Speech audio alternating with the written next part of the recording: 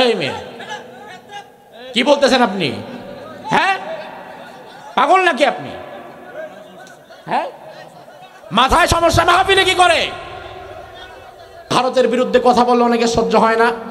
এই যে আরেকজন ভারতের দালাল, ভারত যদি আমাকে কোনো আক্রমণ করে, ভারত যদি আমাকে নিয়ে কোনো ষড়যন্ত্র করে, প্রতিটি ষড়যন্ত্রের দাঁত ভাঙা জবাব দেওয়ার জন্য বাংলাদেশের 20 কোটি মানুষকে সোচ্চার থাকতে হবে।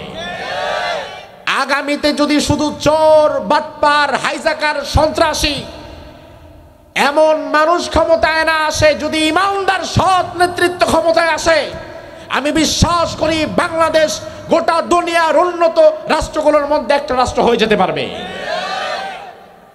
শুধু হতে পারে না কেন? মাথার উপরে বসে থাকে চোর বাটপার গোলা। বাংলাদেশে খায়, বাংলাদেশে ঘুমায়, বাংলাদেশে জন্মগ্রহণ করেছে, কিন্তু বাংলাদেশের পক্ষে না থেকে ভারতের দালালি করা শিখেছে। আছে না নাই? জানোয়ারের চাইতে খারাপ এগুলা, কুকুরের চাইতে খারাপ। আপনি একটা কুকুরে 2-3 বেলা খাবার দেন, আপনার পায়ের কাছে এসে বসে থাকবে, আপনার ঘরের কাছে এসে বসে থাকবে, আপনার সাথে নিমুখ হারামি করবে না। বাংলাদেশে জন্মগ্রহণ করেছে, বাংলাদেশের নাগরিক, কিন্তু দেশের বিরুদ্ধে, স্বাধীনতা এবং সার্বভৌমত্বের বিরুদ্ধে দিল্লির পক্ষে কথা বলে এমন ভারতীয় দালাল বাংলাদেশে আছে না নাই?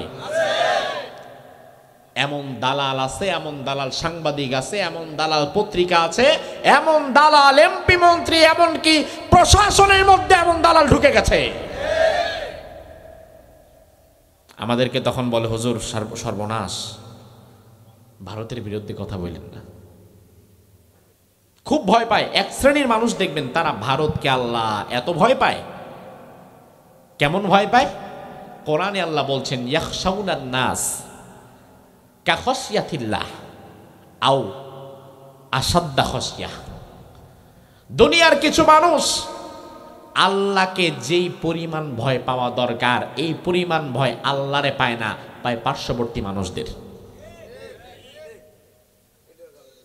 আল্লাহকে যেই পরিমাণ ভয় পাওয়া দরকার, এই পরিমাণ ভয় আল্লাহরে পায় না, পায় পার্শ্ববর্তী মানুষকে, পার্শ্ববর্তী ক্ষমতাসীন রাষ্ট্রকে। অথচ আমার ভাইরা, আমি মনে করি 5ই আগস্টের পর স্বৈরাচারের যেভাবে পতন হয়েছে, একইভাবে বাংলাদেশের আকাশ থেকে দিল্লির কালো ছায়ার বিদায় হয়ে গেছে। এখনো যদি আপনি পার্শ্ববর্তী দেশকে ভয় পান, লজ্জা থাকা দরকার। তার কারণ আপনি যখন ভয় পাবেন তখন আপনি শেষ, যখন আপনি ঘুরে দাঁড়াবেন তখন আপনি বাংলাদেশ। আপনি ভয় পাবেন কেন? পৃথিবীর দ্বিতীয় মুসলিম বৃহত্তম দেশ বাংলাদেশ, 20 কোটি জনশক্তির মাঝে 18 কোটি মুসলমান। আপনার পূর্বপুরুষ খালিদ বিন ওয়ালিদ 3000 সাহাবী নিয়ে 2 লক্ষ খ্রিস্টানদেরকে তছনছ করে দিয়ে গোটা দুনিয়াতে ইতিহাস সৃষ্টি করেছে। আপনি সেই জাতির সন্তান, আপনি ভয় পান কেন? বরং আপনার হুঙ্কারে, আপনার ইমানের শক্তিতে ভয় থরথর করে কাঁপবে ওরা। সংখ্যা বেশি থাক, অস্ত্রশস্ত্র বেশি থাক, তাই আমার কি?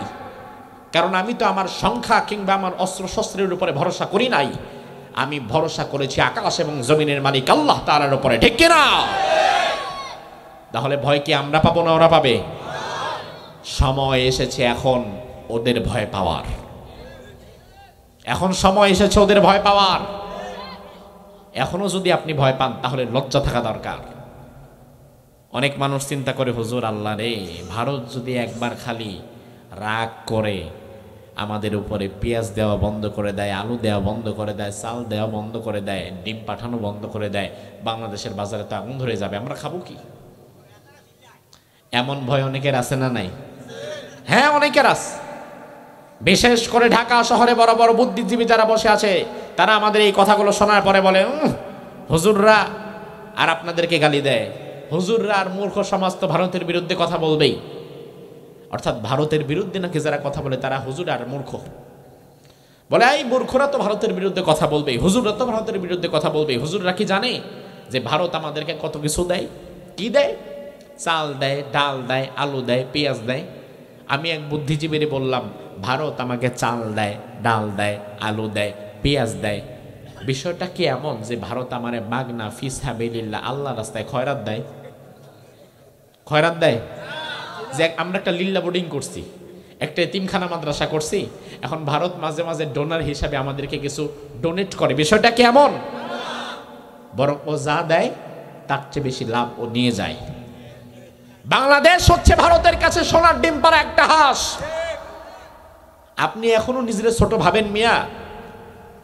বরং বাংলাদেশের ভৌগোলিক অবস্থান এবং বাংলাদেশের মাটির নিচে যে সম্পদ আল্লাহ তাআলা দিয়েছে, আগামীতে যদি শুধু চোর, বাটপার, হাইজাকার, সন্ত্রাসী এমন মানুষ ক্ষমতায় না আসে, যদি ইমানদার সৎ নেতৃত্ব ক্ষমতায় আসে, আমি বিশ্বাস করি বাংলাদেশ গোটা দুনিয়ার উন্নত রাষ্ট্রগুলোর মধ্যে একটা রাষ্ট্র হয়ে যেতে পারবে। শুধু হতে পারে না কেন? মাথার উপরে বসে থাকে চোর বাটপার গোলা, টেম্পো স্ট্যান্ডওয়ালারা, এজন্য কোনোভাবেই কোলায় উঠতে পারে না।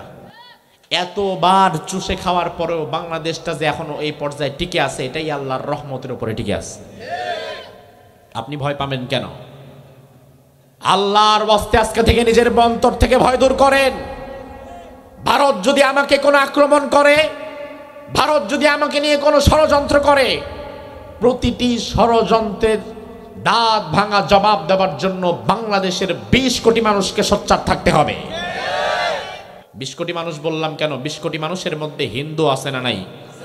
আমি বিশ্বাস করি বাংলাদেশে যারা ধর্মপ্রাণ হিন্দু, যারা দেশকে ভালোবাসে, দেশের প্রশ্নে যদি দাঁড়াতে হয়, যেই কাতারে মুসলমান দাঁড়াবে ওই কাতারে হিন্দুও দাঁড়াবে। রাম এবং রহিমকে এক কাতারে দাঁড়িয়ে যেতে হবে, ভেদাভেদ ভুলে যেতে হবে। ওরা আমাদেরকে ভয় দেখায়। বুদ্ধিজীবী সাহেবের আমি সেদিন বললাম, ওরা কি আমার মাগনা দেয়, খয়রাত দেয়? ওরা না খয়রাত দেয় না, বিজনেস করে। আমি বললাম বিজনেসই তো করে। আমি তখন তাকে একটা যুক্তি দিয়ে বোঝালাম, দেখেন এটা আরো 1 মাস আগের কথা বলছি।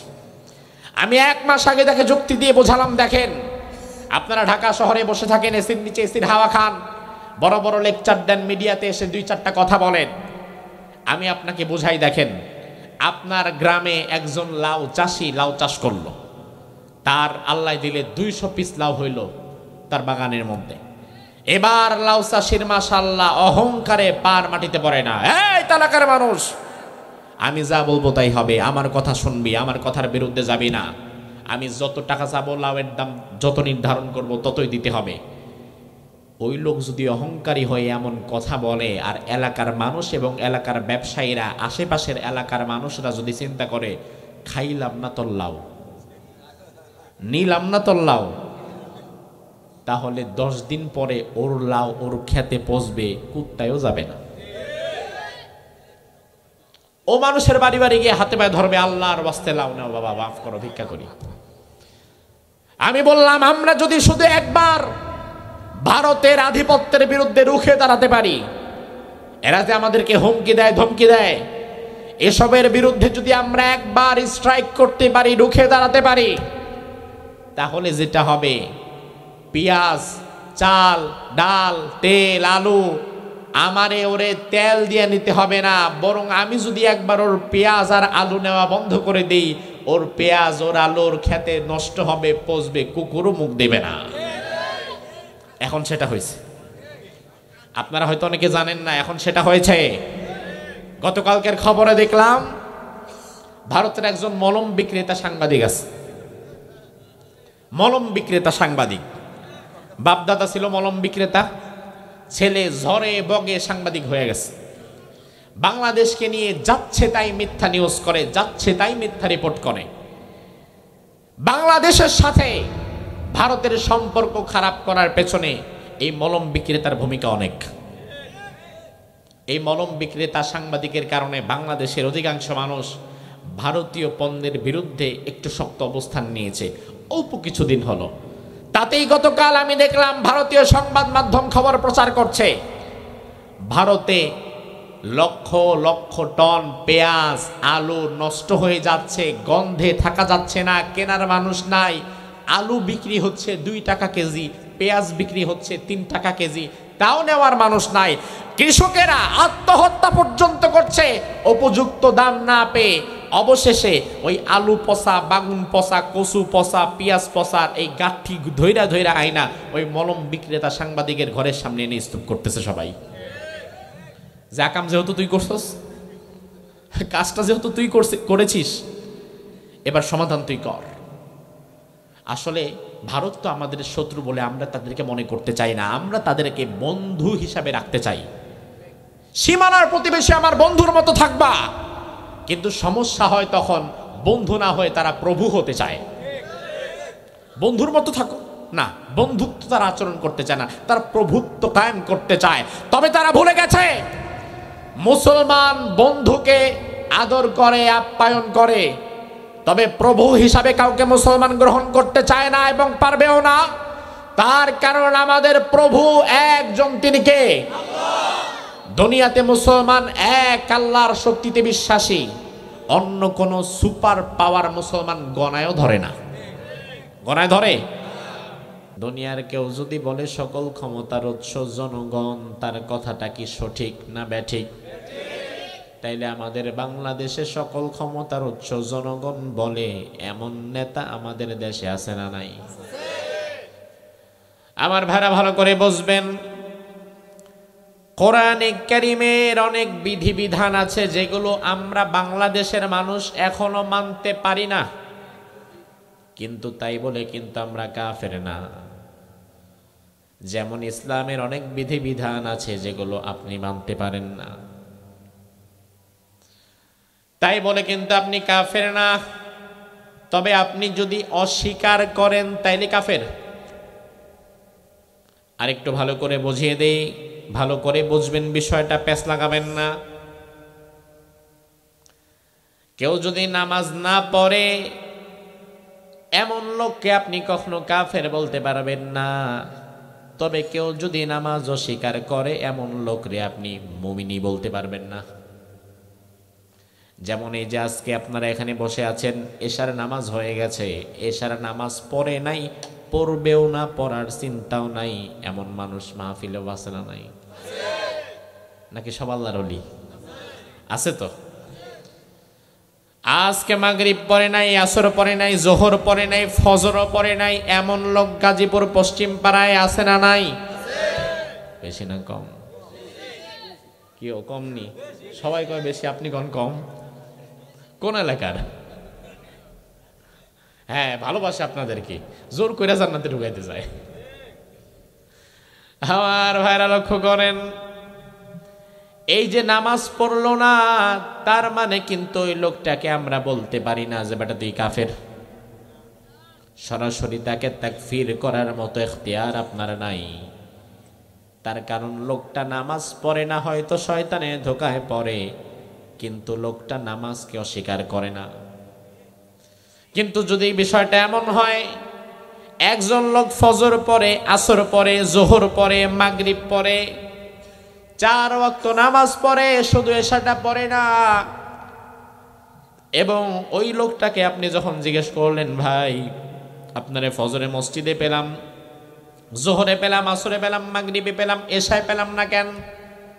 ওই বেটা যদি এখন মুস্কি হাসি দিয়ে কয়, মিয়া এশার নামাজ যে পড়া লাগবে এমন কথা তো আমি ইসলামে পাই নাই, কোরআনে পাই নাই, এশার নামাজ যে পড়া লাগবে এটা আমার বিশ্বাস হয় না, এমন কথা যদি কেউ বলে, তাহলে এশার নামাজকে অস্বীকার করা হবে। বাকি 4 ওয়াক্ত পরে এশাকে অস্বীকার করার পরে ওই লোকটা কাফের হয়ে যাবে, তার কারণ সে অস্বীকার করেছে। আরেকজনকে দেখেন যে 5 ওয়াক্তই পড়ে নাই কিন্তু অস্বীকার করে না, সে ফাসেক, পাপাচারী, পাপিষ্ট, কিন্তু কাফের না। আর যে 4 ওয়াক্ত পড়েছে, 1 ওয়াক্তকে অস্বীকার করেছে, সে কাফের। তার মানে হচ্ছে ইসলামের সকল বিধিবিধানগুলো আপনি মানতে পারেন আর না মানতে পারেন, কিন্তু যদি অস্বীকার করেন তাহলে সরাসরি আপনি কাফের। কথাটা বুঝতে পেরেছেন? না মানতে পারা আর অস্বীকার করার মধ্যে পার্থক্য আছে না নাই? যেমন ইসলামের একটা অন্যতম বিধান হচ্ছে, কেউ যদি মুসলমানদের রাষ্ট্রের মধ্যে চুরি করে তার কি করতে হবে? কিন্তু 53-54 বছরে আমরা একজনের হাতও কাটতে পারি নাই, তাহলে গোষ্ঠী সুইদ্যা পুরা 20 কোটি মুসলমান কাফের হতে হয়, আসলে কিন্তু আমরা না।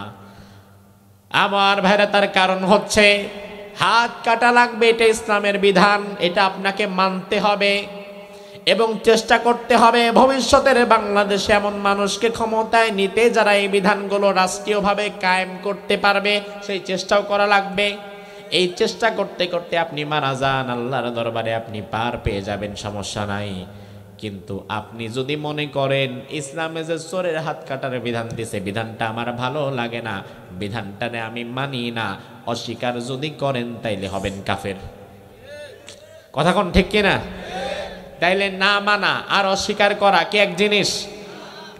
ও ভাই আমার, লক্ষ্য করে বুঝবেন, সকল ক্ষমতার উৎস যে আল্লাহ তাআলা, সেটা সূরা মুলকের প্রথম আয়াতের মধ্যে আছে না নাই? এখন কেউ যদি বলে সকল ক্ষমতার উৎস জনগণ, তাইলে কিন্তু এখানে না মানা হয় না, এখানে সরাসরি হয়ে যায় অস্বীকার করা। সকল ক্ষমতার উৎস কেউ যদি বলে জনগণ, তাহলে এটা কোরআনুল কারীমের একাধিক আয়াতের বিপরীতমুখী কথা। আল্লাহ রাব্বুল আলামিন নিজেই বললেন, বান্দা সকল ক্ষমতার মালিক আমি আল্লাহ, উৎস আমি আল্লাহ। তাইলে তোমার যেই নেতা মঞ্চে মাইকটা পায়া সবার আগে চিৎকার দিয়া বলে ভাইরা আমার সকল ক্ষমতার উৎস জনগণ, তাহলে সরাসরি কোরআনের আয়াতকে অস্বীকার করার কারণে তোমার নেতাও কিন্তু কাফের হয়ে যায়। আর তুমি সেই কাফের দলের, এই কাফের নেতার পেছনে দৌড়াও। এবার আপনি খুব চালাক, আপনি বলবেন হুজুর আল্লাহ বাঁচাইছে, নেতা যা কয় কোক, আমি বলি না, তবে আপনিও বাঁচতে পারবেন না।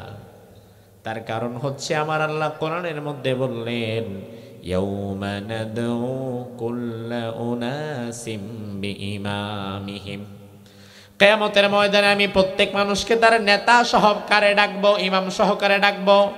তার নেতার হিসাবের পরে তার হিসাব নেওয়া হবে।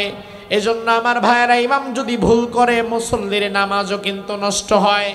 তুমি যেই নেতার পেছনে দৌড়াও, যেই নেতার মতাদর্শ লালন পালন তুমি করো, যেই নেতার মতাদর্শ কায়েমের জন্য তুমি কাজ করো, তোমার নেতা যদি কিয়ামতের ময়দানে আল্লাহর দরবারে ধরা খায়, তুমিও ধরা খেয়ে যাবা। এজন্য অন্তত পক্ষে আজকের আলোচনা যারাই এতটুকু শুনলেন, জীবনে কোনোদিন ক্ষমতার উৎস আল্লাহ ছাড়া অন্য কাউকে বানানো যাবে নাকি? কি বলেন, বানানো যাবে? তাহলে আমার ভাইরা, আরেকবার বিশ্বাসটাকে মজবুত করেন। আপনার বাবা বলুক, আপনার নেতা বলুক, আপনার দল বলুক, সারা দুনিয়া যদি বলে সকল ক্ষমতার উৎস জনগণ, তাহলে সারা দুনিয়ার মুখে আমি থুতু নিক্ষেপ করব। কারণ কোরআনে আমাকে আল্লাহ তাআলা জানিয়েছে সকল ক্ষমতার উৎস জনগণ নয়, সকল ক্ষমতার উৎস কে? বিশ্বাসটাকে সারা জীবনের জন্য পোক্ত করে নেবেন। বিশ্বাসের এই জায়গাটায় যেন কোনোদিন চির না ধরে। সে আল্লাহ বলছেন, বান্দা ওয়া হুয়া আলা কুল্লি শাইইন কাদির, আমি আল্লাহ সব কিছুর উপরে পূর্ণ ক্ষমতাবান। দুনিয়াতে এই গুণ এক আল্লাহ ছাড়া আর কারোই নাই। কারণ দুনিয়ার কোনো ক্ষমতাবান সকল কিছুর উপরে তার ক্ষমতা দেখাতে পারে না। বাংলাদেশে বর্তমানে সবচাইতে বেশি ক্ষমতাধর ব্যক্তি হিসাবে কে? হ্যাঁ, ডক্টর ইউনূস। বাংলাদেশে বর্তমানে সবচাইতে বেশি ক্ষমতাবান তিনি, কিন্তু তিনার ক্ষমতা ভারতে চলে না। আবার ভারতের যিনি ক্ষমতাবান নরেন্দ্র মোদী, তার ক্ষমতা বাংলাদেশে চলে না। কিন্তু অনেক লোক বাংলাদেশে খায়, বাংলাদেশে ঘুমায়, বাংলাদেশে জন্মগ্রহণ করেছে, কিন্তু বাংলাদেশের পক্ষে না থেকে ভারতের দালালি করা শিখেছে। আছে না নাই? জানোয়ারের চাইতে খারাপ এগুলা, কুকুরের চাইতে খারাপ। আপনি একটা কুকুরে 2-3 বেলা খাবার দেন, আপনার পায়ের কাছে এসে বসে থাকবে, আপনার ঘরের কাছে এসে বসে থাকবে, আপনার সাথে নিমুখ হারামি করবে না। বাংলাদেশে জন্মগ্রহণ করেছে, বাংলাদেশের নাগরিক, কিন্তু দেশের বিরুদ্ধে, স্বাধীনতা এবং সার্বভৌমত্বের বিরুদ্ধে দিল্লির পক্ষে কথা বলে এমন ভারতীয় দালাল বাংলাদেশে আছে না নাই? এমন দালাল আছে, এমন দালাল সাংবাদিক আছে, এমন দালাল পত্রিকা আছে, এমন দালাল এমপি মন্ত্রী, এমনকি প্রশাসনের মধ্যে এমন দালাল ঢুকে গেছে। আমাদেরকে তখন বলে, হুজুর সর্বনাশ, ভারতের বিরুদ্ধে কথা বললেন না। খুব ভয় পায়। এক শ্রেণীর মানুষ দেখবেন তারা ভারতকে আল্লাহ এত ভয় পায়। কেমন ভয় পায়? কোরআনে আল্লাহ বলছেন, ইয়াখশাউনান নাস কাখশিয়াতিল্লাহ আও আসাদ্দা খশিয়াহ। দুনিয়ার কিছু মানুষ আল্লাহকে যেই পরিমাণ ভয় পাওয়া দরকার এই পরিমাণ ভয় আল্লাহরে পায় না, পায় পার্শ্ববর্তী মানুষদের। আল্লাহকে যেই পরিমাণ ভয় পাওয়া দরকার এই পরিমাণ ভয় আল্লাহরে পায় না, পায় পার্শ্ববর্তী মানুষকে, পার্শ্ববর্তী ক্ষমতাসীন রাষ্ট্রকে। অথচ আমার ভাইরা, আমি মনে করি 5ই আগস্টের পর স্বৈরাচারের যেভাবে পতন হয়েছে, একইভাবে বাংলাদেশের আকাশ থেকে দিল্লির কালো ছায়ার বিদায় হয়ে গেছে। এখনো যদি আপনি পার্শ্ববর্তী দেশকে ভয় পান, লজ্জা থাকা দরকার। তার কারণ আপনি যখন ভয় পাবেন তখন আপনি শেষ। যখন আপনি ঘুরে দাঁড়াবেন তখন আপনি বাংলাদেশ। আপনি ভয় পাবেন কেন? পৃথিবীর দ্বিতীয় মুসলিম বৃহত্তম দেশ বাংলাদেশ, 20 কোটি জনশক্তির মাঝে 18 কোটি মুসলমান। আপনার পূর্বপুরুষ খালিদ বিন ওয়ালিদ 3000 সাহাবী নিয়ে 2 লক্ষ খ্রিস্টানদেরকে তছনছ করে দিয়ে গোটা দুনিয়াতে ইতিহাস সৃষ্টি করেছে। আপনি সেই জাতির সন্তান, আপনি ভয় পান কেন?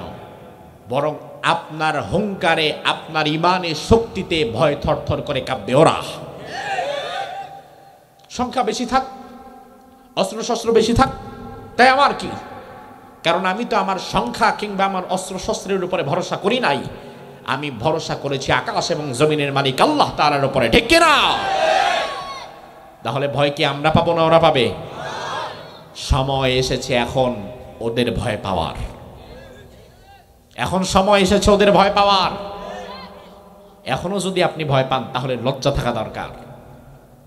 অনেক মানুষ চিন্তা করে, হুজুর আল্লাহ রে, ভারত যদি একবার খালি রাগ করে আমাদের উপরে পেঁয়াজ দেওয়া বন্ধ করে দেয়, আলু দেওয়া বন্ধ করে দেয়, চাল দেওয়া বন্ধ করে দেয়, ডিম পাঠানো বন্ধ করে দেয়, বাংলাদেশের বাজারে তো আগুন ধরে যাবে, আমরা খাবো কি? এমন ভয় অনেকের আছে না নাই? হ্যাঁ, অনেকের আছে। বিশেষ করে ঢাকা শহরে বড় বড় বুদ্ধিজীবী যারা বসে আছে, তারা আমাদের এই কথাগুলো শোনার পরে বলে, হুজুররা আর আপনাদেরকে গালি দেয়। হুজুররা আর মূর্খ সমাজ তো ভারতের বিরুদ্ধে কথা বলবেই। অর্থাৎ ভারতের বিরুদ্ধে নাকি যারা কথা বলে তারা হুজুর আর মূর্খ। বলে এই মূর্খরা তো ভারতের বিরুদ্ধে কথা বলবেই, হুজুররা তো ভারতের বিরুদ্ধে কথা বলবেই। হুজুররা কি জানে যে ভারত আমাদেরকে কত কিছু দেয়? কি দেয়? চাল দেয়, ডাল দেয়, আলু দেয়, পেঁয়াজ দেয়। আমি এক বুদ্ধিজীবীরে বললাম, ভারত আমাকে চাল দেয়, ডাল দেয়, আলু দেয়, পেঁয়াজ দেয়। বিষয়টা কি এমন যে ভারত আমারে মাগনা ফিসহাবিলিল্লাহ আল্লাহ রাস্তায় খয়রাত দেয়? খয়রাত দেয়?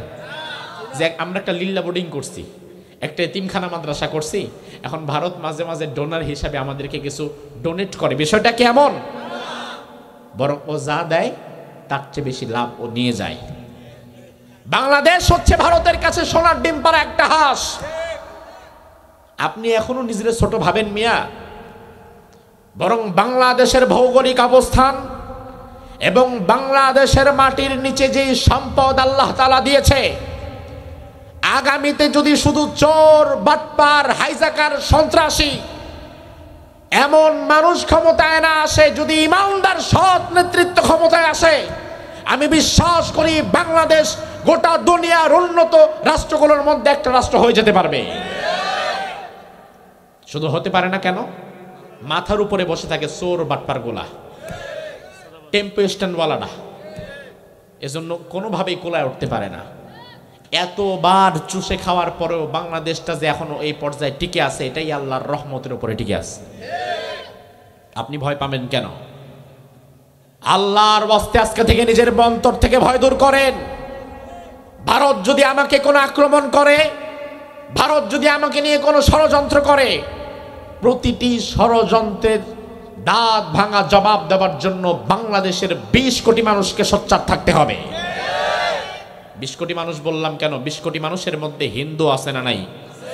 আমি বিশ্বাস করি বাংলাদেশে যারা ধর্মপ্রাণ হিন্দু, যারা দেশকে ভালোবাসে, দেশের প্রশ্নে যদি দাঁড়াতে হয়, যেই কাতারে মুসলমান দাঁড়াবে ওই কাতারে হিন্দু দাঁড়াবে। রাম এবং রহিমকে এক কাতারে দাঁড়িয়ে যেতে হবে, ভেদাভেদ ভুলে যেতে হবে। ওরা আমাদেরকে ভয় দেখায়। বুদ্ধিজীবী সাহেবের আমি সেদিন বললাম, ওরা কি আমার মাগনা দেয়, খয়রাত দেয়? ওরা না খয়রাত দেয় না, বিজনেস করে। আমি বললাম বিজনেসই তো করে। আমি তখন তাকে একটা যুক্তি দিয়ে বোঝালাম, দেখেন এটা আরো 1 মাস আগের কথা বলছি। আমি 1 মাস আগে তাকে যুক্তি দিয়ে বোঝালাম, দেখেন আপনারা ঢাকা শহরে বসে থাকেন, এসির নিচে এসির হাওয়া খান, বড় বড় লেকচার দেন, মিডিয়াতে এসে 2-4টা কথা বলেন। আমি আপনাকে বোঝাই, দেখেন আপনার গ্রামে একজন লাউ চাষি লাউ চাষ করলো, তার আল্লাহ দিলে 200 পিস লাউ হইল তার বাগানের মধ্যে। এবার লাউ চাষির মাশাআল্লাহ অহংকারে পার মাটিতে পড়ে না। এই এলাকার মানুষ, আমি যা বলবো তাই হবে, আমার কথা শুনবি, আমার কথার বিরুদ্ধে যাবি না। আমি যত টাকা চাবো, লাউয়ের দাম যত নির্ধারণ করব ততই দিতে হবে।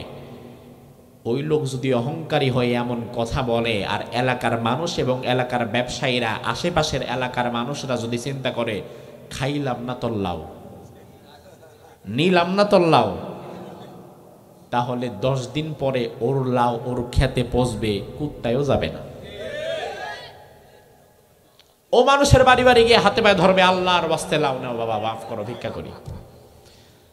আমি বললাম, আমরা যদি শুধু একবার ভারতের আধিপত্যের বিরুদ্ধে রুখে দাঁড়াতে পারি, এরা যে আমাদেরকে হুমকি দেয়, ধমকি দেয়, এসবের বিরুদ্ধে যদি আমরা একবার স্ট্রাইক করতে পারি, রুখে দাঁড়াতে পারি, তাহলে যেটা হবে, পেঁয়াজ, চাল, ডাল, তেল, আলু আমারে ওরে তেল দিয়ে নিতে হবে না, বরং আমি যদি একবার ওর পেঁয়াজ আর আলু নেওয়া বন্ধ করে দেই, ওর পেঁয়াজ ওর আলুর খেতে নষ্ট হবে, পচবে, কুকুরও মুখ দেবে না। এখন সেটা হয়েছে, আপনারা হয়তো অনেকে জানেন না, এখন সেটা হয়েছে।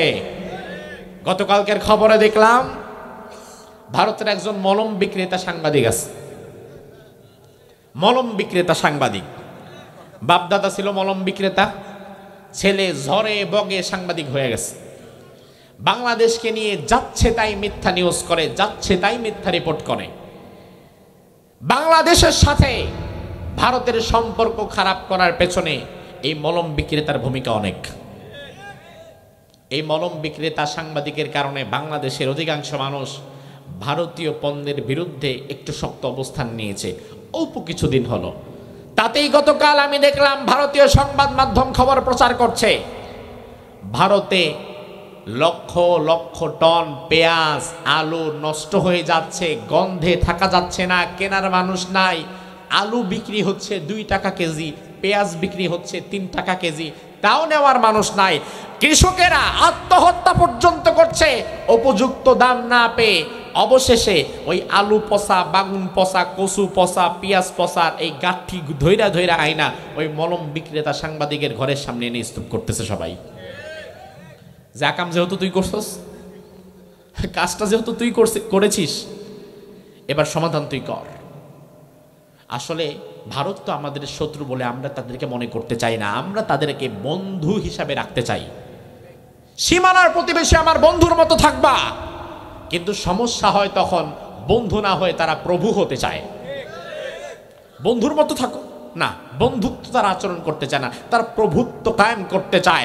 তবে তারা ভুলে গেছে মুসলমান বন্ধুকে আদর করে, আপ্যায়ন করে, তবে প্রভু হিসাবে কাউকে মুসলমান গ্রহণ করতে চায় না এবং পারবেও না।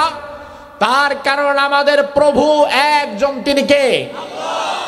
দুনিয়াতে মুসলমান এক আল্লাহর শক্তিতে বিশ্বাসী, অন্য কোন সুপার পাওয়ার মুসলমান গণায়ও ধরে না। গণায় ধরে?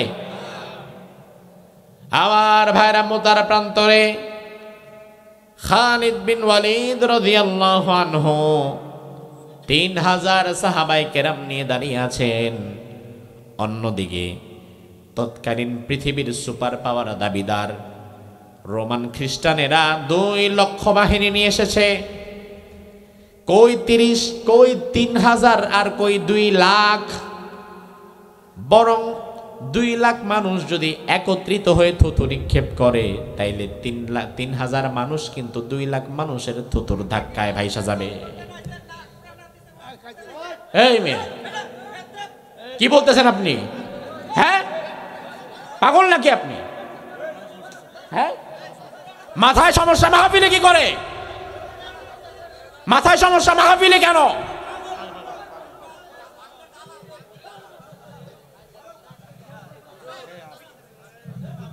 মাথায় সমস্যা, মাহফিলে কেন?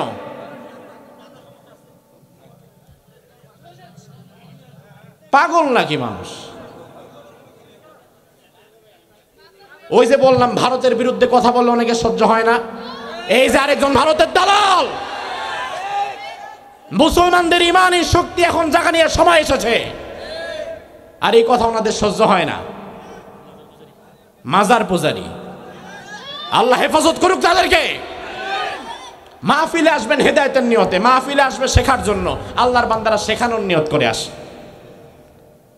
আপনি যদি শেখাতে চান তাহলে আপনি এখানে এসে বসেন।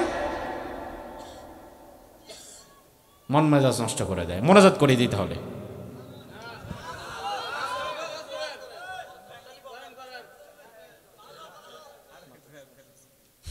মেন্টাল প্রবলেম, আল্লাহ ভালো জানে। আল্লাহ তাআলা হেফাজত করুক, বলি আমিন। আমার ভাইরা লক্ষ্য করেন, মুতার প্রান্তরে 3000 সাহাবায়ে কেরাম একদিকে বসে আছেন, অন্যদিকে 2 লক্ষ রোমান খ্রিস্টানেরা তারা একত্রিত হয়েছে। 2 লাখ কোথায় আর 3000 কোথায়? 3000-এর বিরুদ্ধে 2 লক্ষ মানুষের লড়াই করাটা আসলে বেমানান। এইদিকে তাকান, পেছনে তাকাচ্ছেন কেন? আপনাদের কি মনোযোগ আছে? একটু জোরে বলেন তো আল্লাহু আকবার। আর একটু জোরে বলেন তো আল্লাহু আকবার। আমার ভাইরা লক্ষ্য করেন, 2 লক্ষের বিরুদ্ধে 3000 সাহাবায়ে কেরাম নিয়ে খালিদ বিন ওয়ালিদ আল্লাহর নামের তাকবীর দিয়ে সামনের দিকে এগিয়ে গেলেন। মুসলমানেরা চিন্তা করলো, আজকে 2 লাখের বিপরীতে 3000, আমরা কি করব? খালিদ বিন ওয়ালিদ সেনাপতি হিসাবে তাদের বললেন, ও আমার মুসলমান সৈন্যরা, এক আল্লাহ ছাড়া মুসলমান কাউকে ভয় করে না, কোনো পরাশক্তিকে মুসলমান ভয় করে না, মুসলমান অন্য কারো শক্তিতে বিশ্বাসও করে না, মুসলমান শুধু বিশ্বাস করে একজনের শক্তিতে, তিনি কে? এবার খালিদ বিন ওয়ালিদ তিনি সামনের দিকে এগিয়ে গেলেন। হাসিনার ব্যাপারে, খালেদার ব্যাপারে কিছু বলার জন্য তো মাহফিল না ভাই। কার ব্যাপারে কি বলতে হবে না বলতে হবে সেটা তো আমি বলবো। বাধা দিয়েছে একজন, আপনি তার কাছে যান। ওয়াজ চলতেছে, ওয়াজের মধ্যে যদি আপনারা কথা বলেন তাইলে হয়? আমার ভাইরা লক্ষ্য করেন, খালিদ বিন ওয়ালিদ রাদিয়াল্লাহু আনহু আল্লাহর প্রতি ভরসা করে সামনের দিকে এগিয়ে গেলেন। 2 লক্ষ রোমান সৈন্যদের মধ্যখানে তিনি ঢুকে গেলেন। 2 লাখ রোমান সৈন্যদের বিরুদ্ধে তিনি একা জিহাদ করলেন 3000 সাহাবী নিয়ে। ঐতিহাসিকগণ বলেন, সেদিন খালিদ বিন ওয়ালিদ রাদিয়াল্লাহু আনহুর তলোয়ার জিহাদের ময়দানে 1টা 2টা নয়, 9টা তলোয়ার তার ভেঙে গিয়েছিল। কতগুলা শহীদ, কতগুলা মাথা কাটার পরে একটা তলোয়ার ভাঙে, তাহলে আপনি হিসাব করেন। ওই জিহাদের ময়দানে খালিদ বিন ওয়ালিদ রাদিয়াল্লাহু আনহুর 9টা তলোয়ার ভেঙে গিয়েছিল। এক পর্যায়ে বিষয়টা এমন দেখা গেল, মুসলমানদের পক্ষ থেকে শহীদ হয়েছে মাত্র 15-16 জন, অন্যদিকে খ্রিস্টান রোমানদের মধ্য থেকে দুনিয়া থেকে বিদায় হয়ে গিয়েছে 30,000-এর বেশি। মুসলমানদের বিজয় আল্লাহ তাআলা দিয়ে দিলেন মুতার প্রান্তরে। তাহলে মুসলমান কখনো দুনিয়ার কোন পরাশক্তিকে ভয় করে চলে নাকি আল্লাহকে ভয় করে চলে? আজকের যুগেও যদি মুসলমান ভারত, আমেরিকা, চীন, রাশিয়া দুনিয়ার কাউকে ভয় না করে দুনিয়ার 200 কোটি মুসলমান যদি একতাবদ্ধ হয়ে এক আল্লাহরে ভয় করত, মুসলমানের চাইতে বেশি শক্তিশালী দেশ পৃথিবীতে কোথাও থাকতো না। সে আল্লাহ রাব্বুল আলামিন বলছেন, ওয়া হুয়া আলা কুল্লি শাইইন কাদির, আমি আল্লাহ তাআলা সব বিষয়ের উপরে পূর্ণ ক্ষমতাবান। আমার চাইতে বেশি ক্ষমতাবান দুনিয়াতে কেউ নাই। আমার ভাইরা, বাংলাদেশের প্রধানমন্ত্রী ক্ষমতা শুধু বাংলাদেশে চলে, ভারতে চলে না। ভারতের প্রধানমন্ত্রী ক্ষমতা ভারতে চলে, বাংলাদেশে নয়। আমেরিকার প্রধানমন্ত্রী ক্ষমতা আমেরিকায় চলে, রাশিয়াতে নয়। রাশিয়ার প্রধানমন্ত্রী ক্ষমতা রাশিয়াতে চলে, চায়নায় নয়। আবার দুনিয়ার সব জায়গায় যদি কারো ক্ষমতা চলে, তবে আকাশে চলবে না। আকাশে চললে পানিতে চলবে না, পানিতে চললে বাতাসে চলবে না। তাহলে দুনিয়ার প্রত্যেকটা জায়গায় সকল কিছুর উপরে পূর্ণ ক্ষমতাবান এক আল্লাহ ছাড়া দুনিয়াতে আর আরেকজন আছে নাকি? তাহলে আমার ভাইয়ের, আপনি ভয় করবেন একমাত্র কাকে? সে আল্লাহ রাব্বুল আলামিন বলছেন, বান্দা আমি আল্লাহ সব কিছুর উপরে পূর্ণ ক্ষমতাবান। ওয়া হুয়া আলা কুল্লি শাইইন কাদির। তবে আমরা যদি বলি আল্লাহ আপনার ক্ষমতার আরো কিছু পরিচয় আমাদেরকে দেন, রব্বুল আলামিন বলছেন, আল্লাযী খালাকাল মাউতা ওয়াল হায়াতা লিয়াবলুয়াকুম আইয়ুকুম আহসানু আমালা ওয়া হুয়াল আজিজুল গফুর। আমি আল্লাহর ক্ষমতা কি দেখো? আমি আল্লাহ মৃত্যু বানালাম, ওয়াল হায়াতা এবং জীবন বানালাম, লিয়াবলুয়াকুম আইয়ুকুম আহসানু আমালা, এটা দেখার জন্য দুনিয়াতে কে কতটুকু কাজ তোমরা করতে পারো এটা আমি আল্লাহ তাআলা দেখতে চাই। কে কেমন আমল করো এটা আমি আল্লাহ দেখতে চাই। ওয়া হুয়াল আজিজুল গফুর, তিনি মহাশক্তিমান, তিনি অতিশয় ক্ষমাশীল। তবে আমার ভাইরা দেখেন, দুনিয়াতে আল্লাহর ক্ষমতা যে সব চাইতে বেশি, তার সব চাইতে বড় প্রমাণ হচ্ছে দুনিয়ার প্রতিটি জীবকে, প্রতিটি সৃষ্টি জীবকে যিনি মৃত থেকে জীবিত করেন তিনি কে? আবার যিনি জীবিত থেকে মৃত করেন তিনি কে? তাইলে জীবনও দেয় আল্লাহ, মরণও দেয়। তাইলে আমার জীবনও যদি আল্লাহ দেয়, আমার মরণও যদি আল্লাহ দেয়, তাইলে ওই আল্লাহ ছাড়া অন্য কাউকে ভয় করা আমার কি মানায়? মানায়? তাইলে ভয় পাবেন কেন?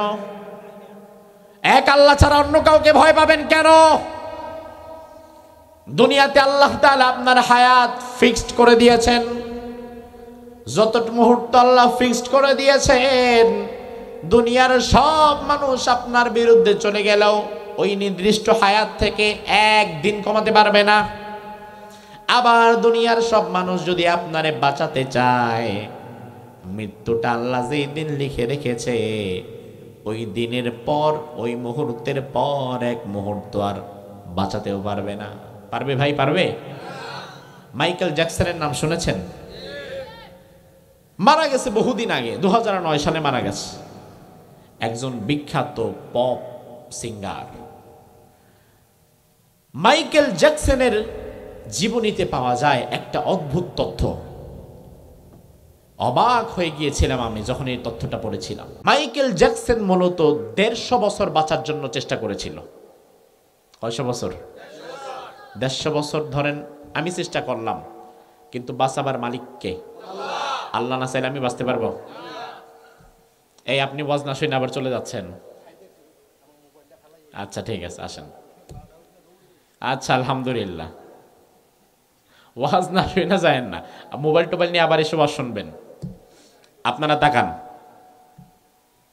আসলে মাহফিলগুলোতে যারা বাধা দেয়, কষ্টও লাগে, খারাপও লাগে। কারণ মাহফিলে বাধা দেওয়াটা তো মূলত ভাই ভালো মানুষের লক্ষণ না। ভালো মানুষের লক্ষণ সব কথা আপনার ভালো লাগবে এমনটাও না। আমাদের সমস্যাটা হচ্ছে একটা জায়গায়, সেটা হচ্ছে আমরা চিন্তা করে আসি হুজুর আজকে যা বলবে সব কথা আমার মতের সাথে মিলতে হবে, আমার দলের সাথে মিলতে হবে, আমার পীরের সাথে মিলতে হবে, আমার ক্যাবলার সাথে মিলতে হবে, আমার তরিকার সাথে মিলতে হবে। এজন্য ভেজালটা বাঁধে। আপনাকে এই নিয়তে আসতে হবে, হুজুর যা বলবে আমার সাথে মিলুক আর না মিলুক, আমার মতের সাথে মিলুক না মিলুক, কোরআন এবং হাদিসের সাথে যদি মিলে এটাই সঠিক। আপনার মতের সাথে, আপনার দলের সাথে মেলার জন্য কোরআন আসে নাই, বরং দুনিয়ার সবাইকে কোরআনের সাথে মিলে যেতে হবে, ঠিক কিনা? মাইকেল জ্যাকসন বাঁচতে চেয়েছিল কত বছর? 150 বছর। এই 150 বছর বাঁচার জন্য সে কিছু কাজও করেছিল। কেমন? হাতের মধ্যে গ্লাভস ইউজ করত। দেখা যেত না গ্লাভসটা, এক গ্লাভসটা চামড়ার সাথে লেগে থাকতো, অর্ডার দিয়ে বানানো গ্লাভস। ওই গ্লাভস পরে হাত মেলাতো। তার কারণ মানুষের হাতে থাকে ব্যাকটেরিয়া, জীবাণু। সে চিন্তা করতো এই জীবাণু যেন আমার শরীরে না আসে, প্রোটেকশন। 150 বছর বাঁচার জন্য মাইকেল জ্যাকসন জীবনের শেষ 30টি বছর প্রতিটি খাবার খুব যাচাই বাছাই করে মেডিকেলি ল্যাবরেটরিতে এনে আগে টেস্ট করা হতো ডাক্তার দিয়ে, এই খাবারটা ঠিক আছে কিনা, খেতে পারবো কিনা, শরীরে কোনো ক্ষতি হবে কিনা। ডাক্তাররা প্রত্যেকটা খাবার টেস্ট করতো, এমনকি এক গ্লাস পানি যদি খায় পানিটাকেও টেস্ট করতো ল্যাবে নিয়ে, এরপরে তারে খাওয়াতো। আমাদের দেশের মানুষকে প্রতিটা খাবার টেস্ট করে ল্যাবে এরপরে খায়? রাস্তায় যাচ্ছে আল্লাহর বান্দা রিক্সা নিয়ে, রিক্সাটা থামাইয়া কেক একটা নেয়, অন্যদিকে বিড়ি একটা আরেকদিকে ধরায়। কেকও খায়, বিড়িও খায়, পানিও খায়। কোনটা যে কোনটার সাথে যায় আল্লাহ ভালো জানে। কিসের টেস্ট, কিসের কি? হাতে ময়লা, ধূর্তর ময়লার ছাতা মাথা খা, হাত ধোয়ারও খবর নাই। তার মানে ভরসা আমরা কার উপর করি? মাইকেল জ্যাকসন দেখেন, নিজের ঘরে ব্যায়াম করার জন্য 12 জন জিমনেশিয়াম রেখেছিল। 12 জন ডাক্তারকে অল টাইম নিজের ঘরে রাখতো। আলাদা হসপিটাল ছিল, তার নিজস্ব প্রাইভেট ক্লিনিক, একমাত্র চিকিৎসা সেই নিবে। এরপরে সে তার জন্য অর্গান ডোনার ঠিক করে রেখেছিল 10-12 জন। অর্গান ডোনার মানে হচ্ছে, সে চিন্তা করলো আমি এত সেফ জোনে থাকলাম, এত যাচাই বাছাই করে বাঁচার চেষ্টা করলাম, কিন্তু জীবনের কোনো একটা অংশে গিয়ে যদি বিষয়টা এমন হয় আমার একটা চোখ নষ্ট হয়ে গেছে, কিডনি নষ্ট হয়ে গেছে, হার্টের বাল্ব নষ্ট হয়ে গেছে, তাহলে আমি এইভাবে বাঁচতে চাই না, আমাকে একদম ভালোভাবে বাঁচতে হবে। এই জন্য যদি আমার কখনো কিডনি লাগে, যেন আমি আরেকজনের কিডনি নিতে পারি, আরেকজনের চোখ নিতে পারি, আরেকজনের শরীরের অঙ্গ প্রত্যঙ্গ নিতে পারি। এই জন্য অর্গান ডোনার, অঙ্গ প্রত্যঙ্গ দিতে পারে এমন 12 জন লোক রেডি করে রেখেছিল। যে 12 জন লোকের পুরা পরিবারের খরচ, গাড়ি বাড়ি, টাকা পয়সা সব সে দিত। এত কিছু করে রেখেছিল, একটাই টার্গেট, বাঁচতে চায় কতদিন? 2009 সালে হঠাৎ করে হৃৎপিণ্ডের ধুকধুকানি বন্ধ হয়ে গেছে। লস অ্যাঞ্জেলস, ক্যালিফোর্নিয়ার সব ডাক্তাররা একত্রিত হয়ে চেষ্টা করলো, কোনোভাবে না জানি মাইকেল জ্যাকসনকে আর 2টা দিন বাঁচানো যায়। ব্যর্থ হয়ে গেল। আমেরিকার লস অ্যাঞ্জেলস, ক্যালিফোর্নিয়ার ডাক্তাররা ব্যর্থ হয়ে গেল। গোটা পৃথিবী স্তব্ধ হয়ে গেল। তার মানে আপনি চেষ্টা করতে পারেন অনেক দিন বাঁচার, আপনি চেষ্টা করতে পারেন অনেক দিন ক্ষমতায় থাকার, কিন্তু আপনার প্ল্যান, আপনার পরিকল্পনা, আপনার চেষ্টা কিছুই হবে না। শুধুমাত্র হবে একজনের চাওয়া, তিনি কে? আল্লাহ কত সুন্দর করে বললেন, ওয়ামা তাশাউনা ইল্লা আইয়াশা আল্লাহু রাব্বুল আলামিন। তোমরা যা চাও, যা পরিকল্পনা করো, তা তো আসলে হয় না। দুনিয়াতে আমি আল্লাহ মূলত যা চাই সেটাই হয়। সুবহানাল্লাহ। এজন্য আমার ভাইরা, দুনিয়ার জালিম স্বৈরাচারেরা তারা চিন্তা করে 100 বছর পর্যন্ত ক্ষমতায় টিকে থাকবো, কেউ যেন নামাতে না পারে। অথচ ক্ষমতায় যিনি রাখেন, আবার ক্ষমতা থেকে যিনি নামান, তিনি কে? আমার আল্লাহ বললেন, বান্দা কুনিল্লাহুম্মা মালিকাল মুলকি তুতিল মুলকা মান তাশা ওয়া তানজিউল মুলকা মিম্মান তাশা ওয়া তুইজ্জু মান তাশা ওয়া তুদিল্লু মান তাশা বিয়াদিকাল খায়র ইন্নাকা আলা কুল্লি শাইইন কাদির। সুবহানাল্লাহ বলেন। আল্লাহ রাব্বুল আলামিন বললেন, বান্দা আমি আল্লাহ সকল ক্ষমতার মালিক, আমি আল্লাহ রাজাধিরাজ, ক্ষমতায় বসাই আমি আল্লাহ, নামাই আমি আল্লাহ, সম্মান দেই আমি আল্লাহ, আবার সম্মানের চেয়ার থেকে টেনে নামায়া জেলখানার কয়েদি যিনি বানিয়ে দেন তিনি কে? এক সময়কার হেভিওয়েট এমপি, হেভিওয়েট মন্ত্রী। কথা বলার আগে আমাদের বাংলাদেশের 20 কোটি মানুষের নেটওয়ার্ক দিতে বন্ধ করে, এমন একজন আছে না নাই? পুরা দেশের নেটওয়ার্ক যার হাতে, মুহূর্তের মধ্যে সুইচ চাপ দিলে নেটওয়ার্ক শেষ, সব শেষ, সম্মানের জায়গায়, ক্ষমতার জায়গায়। তবে আজকে আর নাই, সরিয়ে দিয়েছেন কে? দুনিয়ার জালিম স্বৈরাচারেরা যা করো না কেন আল্লাহর দরবারে জবাব দিতে হবে। তোমার জুলুমের সীমা যেখানে শেষ হবে, আল্লাহর ধরা, আল্লাহর পাকড়াও সেখান থেকে শুরু হবে। ঠিক না? গত সপ্তাহে, গত কিছুদিন আগে পৃথিবীর আরেকটি দেশ স্বৈরাচার মুক্ত হয়েছিল। কি নাম জানেন? সিরিয়া। আল্লাহর হাবিব এই দেশটার জন্য দোয়া করে গিয়েছেন 1500 বছর আগে। রাসূলুল্লাহ বলেছেন, আল্লাহুম্মা বারিক লানা ফি শামিনা। আয় আল্লাহ, এই সিরিয়া, সিরিয়ার আরবি নাম হচ্ছে শাম। সিরিয়ার আরবি নাম কি? শাম। রাসূল দোয়া করে গিয়েছেন, আয় আল্লাহ, আমাদের এই শামের মাঝে তুমি বরকত দাও। আর এই সিরিয়াকে 54 বছর কুক্ষিগত করে রেখেছিল আসাদ পরিবার। বাপ বেটা দুইটাই ছিল হারামজাদা। গোটা সিরিয়ার শান্তি নষ্ট করে দিয়ে গোটা সিরিয়াটাকে জাহান্নামের টুকরা বানিয়েছিল। বাংলাদেশের মানুষদেরকে নির্যাতনের জন্য স্বৈরাচার যেমন একটা ভয়ঙ্কর ঘর বানাইছিল মাটির নিচে। কি নাম? কি নাম? সিরিয়াতে এমন একটা ঘর সে বানিয়েছিল, নাম কি জানেন? সিদনায়া। সিদনায়া কারাগার। পৃথিবীর ভয়াবহ কারাগার ছিল সেটা।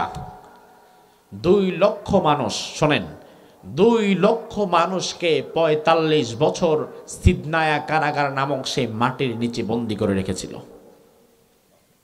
2 লাখ মানুষকে 45 বছর মাটির নিচে বন্দী করে রাখছে।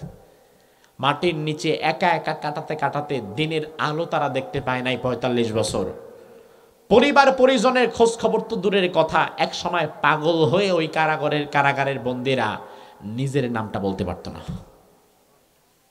কি ভয়াবহ নৃশংসতা! সিদনায়া কারাগারের এক 5 বছরের বাচ্চার গল্প আমি আপনাকে শোনাই। সিদনায়া কারাগারে একজন শিক্ষককে বন্দী করে রাখা হয়েছিল। একদিন সেই শিক্ষক জেলখানার একজন কয়েদি মারফত পাশের সেলে যাবার সুযোগ হলো। ওই শিক্ষক জেলখানার এক কয়েদিকে বলল, ভাই, আমার পাশের জেল থেকে প্রায় আমি ছোট্ট বাচ্চার কান্নার আওয়াজ শুনতে পাই। ছোট্ট বাচ্চাও এখানে আছে নাকি? তোমরা কি বাচ্চাদেরকেও আনো? বলে, আমরা তো এক মহিলাকে আনছিলাম আজ থেকে 10 বছর আগে। ওই মহিলার একটা বাচ্চা আছে, বাচ্চাটার বয়স 5 বছর। ওই বাচ্চাটা হয়তো এখানে আছে। শিক্ষক বলল, আমি তো শিক্ষক মানুষ, আমি একটু এই 5 বছরের বাচ্চার সাথে সাক্ষাৎ করতে চাই, তুমি কি আমাকে তার ছেলে নিতে পারবা? বললো, ঠিক আছে, সমস্যা নেই। পরের দিন সময় করে ওই কারারক্ষী শিক্ষককে ওই ছেলে ঢুকালো, যে ছেলে একজন মা আর তার একজন বাচ্চা। বাচ্চার বয়স কত? কত বলেন? 5 বছরের বাচ্চা। শিক্ষক এবার সিদনায়া কারাগারে 5 বছরের এই ছোট্ট বাচ্চাকে দেখে বলল, বাবা, তোমাকে আমি একটা গল্প শোনাই। গল্পটা শুরু করতে গিয়ে শিক্ষক বলল, একটা পাখি ছিল। বাচ্চা বলল, পাখি কি? শিক্ষক যখন বলল, বাবা, একটা পাখি ছিল, বাচ্চা বলল, পাখি মানে কি? শিক্ষক অবাক হয়ে বলল, বাবা, পাখিটা একটা গাছের উপরে বসেছিল। 5 বছরের বাচ্চা এবার বলল, গাছ কি? গাছ মানে কি? অর্থাৎ 5 বছরের সিদনায়া কারাগারের ওই বাচ্চা জানে না পাখি মানে কি, গাছ মানে কি। সে জিজ্ঞেস করছে পাখি মানে কি, গাছ মানে কি, আমি তো কিছুই জানি না। শিক্ষক এবার একটা চিৎকার দিয়ে বলল, এই কারারক্ষী, তাড়াতাড়ি আমার এখান থেকে নিয়ে যা। 5 বছরের বাচ্চা, এই ছোট্ট ফুটফুটে একটা মাসুম বাচ্চাকে তোরা কি করছিস, পাগল বানাচ্ছিস। সে পাখি কি জানে না, গাছ কি জানে না। এই অন্ধকার দেয়াল, 4টা অন্ধকার দেওয়াল, আর তার মাকে ছাড়া সে দুনিয়ার কিছুই চেনে না, জানে না। এই জুলুম মানুষের উপরে যারা করে, ওয়াল্লাহি আল্লাহর কসম, আপনি যেই দলের হন, যেই মতের হন, যেই হন না কেন, যদি মানুষের উপরে আপনার জুলুম চলতে থাকে, আল্লাহ তাআলা দুনিয়াতে আপনাকে লাঞ্ছিত অপদস্থ করে বিদায় করে দিবেন। আল্লাহর ওয়াস্তে মানুষের উপরে জুলুম করবেন না কোনোদিন। এটা আল্লাহ তাআলা সবচেয়ে বেশি ঘৃণা করেন, সবচেয়ে বেশি ঘৃণা করেন। কোরআন হাদিস অনুযায়ী যতগুলা পাপ আমি দেখলাম শিরিকের পরে, এর মধ্যে সবচেয়ে জঘন্য হচ্ছে জুলুম, যেটা আল্লাহ সবচেয়ে বেশি ঘৃণা করে। সে আল্লাহ রাব্বুল আলামিন বলছেন, আমি আল্লাহ এমন ক্ষমতাবান, আমি আল্লাহ রাব্বুল আলামিন জীবন দেই, আমি আল্লাহ মৃত্যু দেই। তবে আয়াতের মধ্যে আপনারা একটা মজার ব্যাপার দেখতে পাবেন, আল্লাহ তাআলা আল্লাযী খলাকাল মাউতা ওয়াল হায়াতা, আগে মৃত্যুকে আনলেন পরে জীবনকে আনলেন। অথচ দুনিয়াতে সিরিয়ালে আগে জীবন তারপরে মৃত্যু, কিন্তু আল্লাহর কোরআন অনুযায়ী সিরিয়ালে আগে মৃত্যু তারপরে জীবন। আমার ভাইরা লক্ষ্য করেন, আল্লাহর হাবিব এই আয়াতের ব্যাখ্যায় বললেন, ইয়াবাসুল্লাহু ইলাইহি মালাকান বিআরবাঈ কালিমাত ফায়ুকতাবু আমালুহু ওয়া আজালুহু ওয়া রিজকুহু ওয়া শাকিয়্যুন আম সাঈদ সুম্মা ইউনফাখু ফীহির রূহ। একজন বাচ্চার সৃষ্টি যখন মায়ের পেটের মধ্যে হয়, আল্লাহ রাব্বুল আলামিন প্রথমেই ওই বাচ্চার ভেতরে রূহ ঢুকিয়ে দেন না। 43 দিন সময় নেন। প্রথম 40 দিনে হয় গোশত, এরপরে 40 দিনে হয় হাড্ডি। এভাবে করে 3টা 40-এর মধ্য দিয়ে আল্লাহ তাআলা একটা বাচ্চার আকারে মায়ের পেটের মধ্যে একটা সেটআপ সাজান। হাত আছে, চোখ আছে, কান আছে, পা আছে, নাক আছে, মুখ আছে, সব আছে, একটা পরিপূর্ণ ছোট্ট বাচ্চা। তবে তখনও আল্লাহ তাআলা ওই বাচ্চার ভেতরে রূহ ঢুকিয়ে দেন না। আমার ভাইয়েরা জবাব দিবেন, রূহ যার ভেতরে নাই সে কি জীবিত না মৃত? জীবিত না মৃত? পাশের বাড়ির করিম চাচা মারা গেছে, আপনি দৌড়ায় চলে গেছেন করিম চাচার লাশের কাছে, গিয়া দেখলেন কি রে বাবা, আগের মতোই তো সব আছে, চোখ আছে, কান আছে, হাত আছে, পা আছে, কিন্তু নাই শুধু একটা জিনিস। সেটা কি? সেটা কি? রূহ। রূহ যার মধ্যে নাই সে তো মৃত। আল্লাহর হাবিব বললেন 43 দিন যাওয়ার পরে রব্বুল আলামিন রূহ ঢুকান, রূহ ফুৎকার করে দেন। তবে রূহ দেওয়ার পরে আল্লাহ তাআলা একজন ফেরেশতাকে মায়ের গর্ভে পাঠান। ওই ফেরেশতা মায়ের গর্ভে আসার পরে দুনিয়ার প্রতিটি বাচ্চার কপালের মধ্যে 4টা জিনিস লিখে দেয়। 4টা জিনিস ফেরেশতা বাচ্চার কপালে, মানে আমাদের কপালে লিখে দিয়েছিল। ওই 4টা জিনিস সবার কপালেই লেখা আছে। ওই 4টা জিনিস লিখার আগে আল্লাহ কাউরে জীবিত করে না। 1 নাম্বার ফায়ুকতাবু আমালুহু, কাজকর্মগুলো ফেরেশতা লিখে দেয়। কি কাজ আমরা দুনিয়াতে করি, ভালো করি না খারাপ করি, সেটা ফেরেশতা কপালের মধ্যে লিখে দেয়। এজন্য আপনি দেখবেন দুনিয়াতে অনেক কাজ আছে যেটা আপনার জন্য কঠিন, আবার অনেক কাজ আছে যেটা অন্যের জন্য কঠিন। যেমন আমার ভাইরা শীতের রাতে ফজরের সময় ওযু করে মসজিদে যে নামাজ পড়া হয় তো অন্যদের জন্য কঠিন, কিন্তু আপনি মুরব্বী মানুষ, আপনার জন্য সহজ। আবার একইভাবে সিনেমা হলে টিকিট কেটে সিনেমা দেখা আপনার জন্য কঠিন, কিন্তু আরেকজনের জন্য হয়তো সহজ। ভালো কাজ কারো জন্য কঠিন, আর খারাপ কাজ কারো জন্য কঠিন। আল্লাহ রাব্বুল আলামিনের হাবিব বলেন, ফেরেশতা 1 নম্বরে কপালের মধ্যে লিখে দেয় ফায়ুকতাবু আমালুহু, তার আমলনামা, তার কাজ কর্মকাণ্ড। 2 নম্বরে ফেরেশতা লিখে ওয়াজালুহু, তার মৃত্যু কবে, কখন, কোথায়, কিভাবে হবে সেটা লিখে দেয়। তাইলে আমাদেরকে জীবন দেওয়ার আগে মায়ের পেটে মৃত অবস্থায় আবার পরবর্তী মৃত্যুর দিন তারিখ যিনি লিখে দিলেন তিনি কে? আপনি কবে মারা যাবেন, কোথায় মারা যাবেন, কিভাবে মারা যাবেন দুনিয়ার কেউ সেটা জানে না, একমাত্র যিনি জানেন তিনি কে। জীবন এবং মৃত্যুর ফয়সালা এক আল্লাহ ছাড়া আর কেউ করতে পারে না। এরপরে আল্লাহর হাবিব বলেন ৩ নম্বরে ওয়ারিজকুহু, আপনার রিজিক কি পরিমাণ হবে সেটাও লিখে দেয়। দুনিয়াতে কতটুকু রিজিক আপনি কামাবেন, কতটুকু রিজিক আপনি ভোগ করবেন সেটাও লিখে দেয়। আপনি সারা জীবন চেষ্টা করলেও তার বাহিরে যেতে পারবেন না। এরপরে ৪ নম্বরে ফেরেশতা লিখে দেয় শাকিউন আও সাঈদ, লোকটা কি সৌভাগ্যবান হবে নাকি হতভাগা হবে। এই 4টা বিষয় লিখে দেওয়ার পরে ফেরেশতা আল্লাহর দরবারে বলে, আল্লাহ আমাকে যেই 4টা বিষয় লেখার জন্য কাজ দিয়েছিলেন আমার কাজ শেষ। এবার আল্লাহ বলে ফেরেশতা তুমি বের হয়ে যাও। ফেরেশতা এই 4টা বিষয় লিখে বের হওয়ার পর পরেই সুম্মা ইউনফাখু ফীহির রূহ, আল্লাহ তাআলা মায়ের গর্ভের মধ্যে ওই বাচ্চার ভেতরে রূহ ঢুকায় দেয়। এরপরে বাচ্চাটা জীবিত হয়। আমার ভাইরা, এই জন্য জীবন এবং মৃত্যুর ফয়সালা, রিজিকের ফয়সালা ভারতের হাতে নয়, আমেরিকার হাতে নয়, অন্য কারো হাতে নয়। জীবন এবং মৃত্যুর ফয়সালা, রিজিকের ফয়সালা যার কাছে, তিনি দুনিয়ার কেউ না, তিনি কে।